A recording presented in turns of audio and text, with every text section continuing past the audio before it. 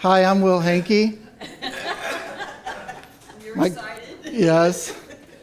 My company is called Red Canoe Media. Today we're going to be talking about overcoming some mistrust issues with your content, with your web content.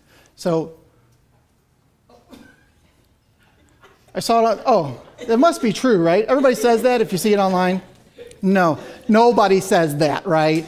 We know that if things are online, it doesn't necessarily mean they're true. But if you do a search for, let's say, trust quotes, for instance, Christy, you were just talking about your cards, those little coins. There's all kinds of stuff you can put on those things, right? Trust is like paper. Once it's crumbled, it can't be perfect.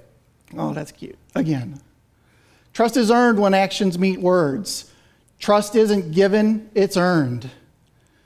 Tell a lie once and all your truths become questionable. I like that one. Told you so, sincerely, your intuition. One of my favorites, never trust anyone with two first names. Oh, wait a minute, that doesn't look right. Oh, there we go. That's better, right? Right, Richard? Yes. Yeah. Richard. Who wants to buy a car from these guys? Who wants to go to this website and the first thing you think is, wow, I trust these guys? Yeah. Right? Oh, wow, I need to dig further, right? There's nobody going to buy a prom dress from Yvette on this site. Believe it or not, I think that's her purpose. Not 100% sure, but I think so. Tuxedo rentals, click here to advertise, all kinds of craziness, right?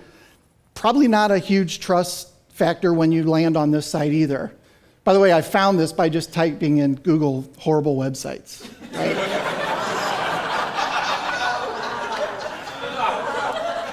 Poor Yvette, right?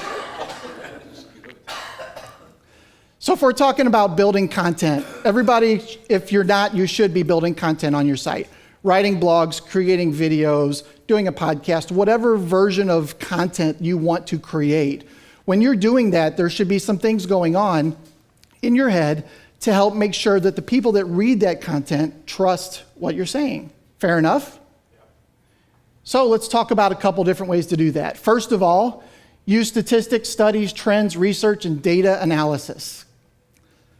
Okay, that's cool. I mean, it sounds really good, right? But if you're writing content and you're citing other issues or other things, and I'll show you an example in a minute here, it really does a couple things. It breaks up the content, right? You're not reading this huge piece of content of just line after line and it looks really boring.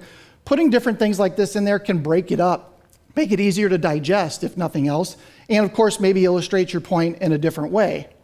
So here's my health blog. I have a health blog and didn't know what I did, but I do. And one of the things that I said once was Americans need to make some drastic changes to their diet and eating habits. Thank you. Yeah.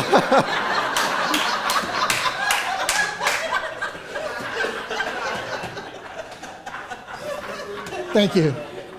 That wasn't planned. So instead of saying that, that's okay. But what if I did something more like this? Americans need to be more conscious of diet and nutrition because approximately 38% of Americans are obese and nearly 8% of Americans are extremely obese. What I did there is I linked to a study you can see the link at the bottom there, stateofobesity.org/obesity rates trends overview. When somebody's reading basically the same sentence in two different ways, this one injects more trust with whoever's reading it. Oh, this person is citing some other very important piece of content as well. So it comes back to me as being a little bit more trustworthy just by them reading that, changing the sentence in that way, adding a link to a third party. Number 2, expand with facts and not fluff.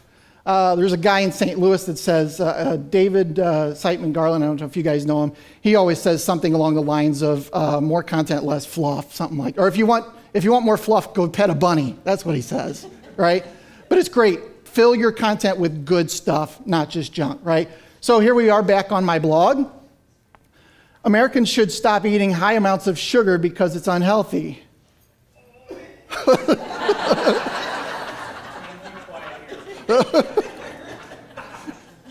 What if I change that to something like this? American men should limit their sugar intake to 36 grams per day, 9 teaspoons. American women should blah, blah, blah, right? This is good content. This is not stuff that I'm just filling to fluff. It's more factual. It's the same information, just expanded on in a way that doesn't add any unnecessary words, really. Very good, very, very easy way to make your content longer. So one of the things when you're putting content online, and I'm talking in a text situation like a blog or something like that, the more words you have, the better, as long as it's good content. So Google watches everybody's websites, and they have something called time to long click. Time to long click works like this. If you go search for a result, you click on the first result, and within a couple seconds, you hit the back button. Google's watching that fact that you came back. You click on the second result, you were there for 3 seconds, you came back. Same thing, right? They're watching. You click on the third result, and maybe you don't come back, or maybe you come back 5 minutes later. Google's watching that, and they're calling that the long click. So whatever was on site number 3 must have answered that person's question, right? It must have been the better solution. So they actually consider those kind of things when they're considering where to rank your blogs, your different content. Isn't that crazy? And that's really cool. But so one way to combat that is to write better blogs, create better content that's longer. And I'm talking 1,000, 1,500 word blogs, if you can do it in a way that consistently provides content and keeps the person's attention the entire time. Number 3, don't link bait. Anybody heard of link baiting? It's been a big thing on Facebook for a while now, and they're really trying to crack down on it a lot, getting a lot less link baiting. So here's a definition for you. Content designed to attract attention and encourage those viewing it to create links to their site with the aim of improving that site's position on a list of results returned by the search engine. Sounds like craziness, right? So the whole reason that somebody writes link bait, and a good thing to think about is BuzzFeed. Has anybody been on BuzzFeed? 8 things you can't believe are true. 7 things to do this. You won't be able to do number 5, right? That kind of stuff is link baiting, especially if when you get there, the content doesn't match what the link was about, right? That's link baiting. Facebook was rampant with this up until about 6 months ago. They really started cracking down on it, which is really good because that's how we share a lot of things. Is you see something. There's one that's been going around about they're filming the new episode of Walking Dead in Chesterfield or something, right? You're like, oh wow, that's cool. I'm going to share that with all my friends. Well, that's not necessarily true. It could have just been a piece of link bait. Dan, here you go. Here's 2 different headlines with the same thing. 7 sugary snacks that will help you lose 5 pounds by tomorrow night. I had those last night. Did it work? No. A different way to say that, or maybe a better headline, 7 sugary snacks to avoid if you're wanting to shave those pounds. See, the problem with that is the word avoid, right? I don't like that, but that's the way it is, right? All right, number 4. We doing okay on time? Yeah, we're good. 5 minutes. Okay, good. Be assertive and committal and use the active voice. So when we're putting content up there, there's a lot of things that we don't want. We want to be very, very confident, as Dale will attest to. When you're writing is the same way. Be very confident about things. People skim content. This is an eye study done on a particular website of how people are looking at that site. And as you can see, if they're not interested by about the 3rd paragraph or the 3rd snippet, they're gone, right? So you have to really kind of get the good stuff going there. This is a blog I wrote called The 6 Unwritten Rules of Email Marketing. It's around 1,500 words long. I know not everybody's going to read this, right? It's really long. It's great fodder for the search engines, and it works very well for me. However, us as humans are probably just going to scan this and look at my little bullets, right? Those are called H2 tags or heading 2 tags. So I put those there on purpose because it incites trust. It gets people the opportunity to just breeze through what they want. And then if they like number 2, don't outright deceptive, what does that say? Oh, don't write deceptive subject lines or something. I don't know what my own stuff says here, right? But if you're reading this and you see, oh yeah, I want to read more about that, then you might just read that particular section and move on to skimming the rest of the article. So here's some phrases that you could avoid. I think that, I feel that, maybe, or perhaps, and I'm talking about starting sentences with these kind of words. I'm not sure, but, all of these things might be good when you're writing, because you write how you talk a lot of times. These things need to be gone back and edited out and changed to something much more confident. Agree, Dale? Absolutely. Okay, I'm working on getting the whole crowd in on this thing, right? So active voice, it's a little tough, but eating excessive sugar causes weight gain. Easy enough. Passive voice, weight gain is caused by eating excessive sugar. Little bit different, but it's just how you say it. It's the difference between the verb acting on the situation versus the subject acting on the verb. Something crazy like that, right? But active voice, very good way to kind of start writing things. And number 5, take the high road. I may be taking the high road on the outside, but inwardly, I'm wishing I could punch you in the face and slash your tires. I guarantee that's my wife every single night, right? Take the high road. This is especially important when somebody leaves a review on your site or leaves a review on Yelp or Google or Facebook, and maybe it's a 1-star because it just didn't work out right. So Nigel here, I know you guys can't see this, but basically Nigel was giving away free mimosas on Sundays between the hours of 8 and 12.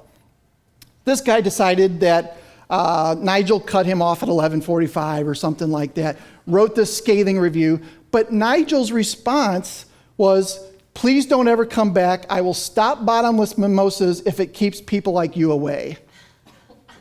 Great job, Nigel. You'll definitely keep him away and everybody that reads this, right? Here's Dale. Dale got real upset, and you can't see the first part of this where the review was written, but Dale decided to go into this long tirade about the lack of manliness that this customer had for his particular service. And at the end, you can run around and lie to everyone in this world, but there is one person you cannot lie to, and that is yourself, in all caps. What a horrible thing to do. I mean, it's just, you don't do that, right? I mean, pretty much everybody knows that, but there are situations when you've written something or somebody's written some bad review and you know it's not true, that you just want to respond. Try your best not to. So let's review real quick. Number 1, use stats, trends, and data. Number 2, expand with facts and not fluff, which is tough. Number 3, don't write link bait titles. Number 4, be assertive, use the active voice. Number 5, take the high road. Always a tough thing to do. So let's talk about some questions that you guys might have around this. Not everybody at once. Yeah, don't give it to Dale. He's going to ask me something crazy. Why not? No, you I made an excellent point about starting sentences with those particular phrases and citing statistics more. But for those who don't like to research, is there an alternative way that you can do it without necessarily being fact-based, but still engage the person and get them to trust what you're saying? I'd probably revert to video if you feel comfortable doing a video on your site. Maybe halfway through, something that explains it and shows your confidence a little bit better, your passion about that particular thing. Might be another way to create that kind of content, which then, of course, you could transcribe and turn into a blog all on its own. So, does that answer your question? Well, I was thinking about experientially. I was thinking about using experience. I know you've had this experience and getting people to engage that way, because as they're thinking about their experience, then they're revisiting and reliving the emotions that they experienced, right, and so on, which is another validation technique. Yeah, definitely. I've learned over the years to always use examples of things that has happened to you in the past, case studies, anything like that, just once again bolsters your content as well. Other questions? Richard, the guy with 2 first names? Sorry, I jumped in. I'm curious about you saying don't respond to a bad review. Somebody gives you a scathing review. I've been to TripAdvisor where somebody has been to a hotel and they come up with some petty complaint. But I've seen some hotel managers respond and say, really come up with a decent response. Yes. What are your thoughts there? Yeah, I totally agree. I don't mean not to respond. I mean not to respond the moment after you read it, because you're going to be steaming, right? Write your response, leave it there, maybe come back to look at it a couple hours later, edit it down to something that's not so horrible, and then maybe post it, or maybe even edit it again a couple hours later. Yeah, I think there's definitely something, even Google says negative reviews are not bad. Everybody's business is going to get a negative review at some point. The way that you handle responding to that negative review will only improve the person that's reading the negative reviews' thoughts about that business. Yeah, you definitely want to reply, just maybe not immediately. A question, where do you draw the line? When you were showing your examples up there, I thought the 2 lines were better because it was less, and as opposed to going into the big tirade. Now, you said for Google search, it's better to have more words, but from the reader's point of view, I don't want to read all that crap. Right. I mean, I just want, just give me the nuggets, Right. So where do you draw the line between that? So where do we draw the line between what we want to say and get it done and what the search engines really want for us? Of course, I'm a search engine guy. I typically err on the side of the search engines and create more content for them. I understand, like I said, that humans are not going to read all of it. So we break it up into pieces, use the headlines, use things. If you're wanting to come up with a number of, okay, how many words do I really have to create for a blog? Absolute minimum, I'd say 650, maybe even 700, 800 words, which is a good amount of content. But remember, we're also after that time to long click. So if we're providing good content and the person stays on there longer than whatever Google deems that time, that long click is, then we need to consider that as well. Giving more content. There's also something called 10x content, which basically means it's 10 times better than your nearest competitor. So find somebody else in your industry who's written something similar, take their blog and make it better. So rewrite it so that it's better, it's longer, and it appeases the Google gods. Okay. All right, that's all the time I have. Thank you very much. I appreciate it.